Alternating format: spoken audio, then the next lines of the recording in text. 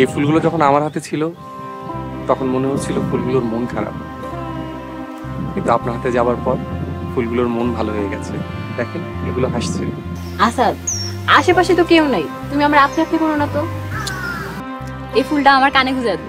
Madam শিলা, এসব আপনি কি বলছেন?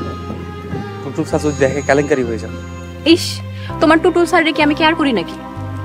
আচ্ছা থাক, দেখো তো কেমন লাগতেছে, সুন্দর লাগতেছে না? আশেপাশে তো কেউ নাই, চল একটা সেলফি তুলি। ম্যাডাম আমাকে মাফ করবেন, আপনাকে একটা কথা বলতে ভুলে গেছি। এই ফুল টুটুল স্যার পাঠিয়েছেন। কি?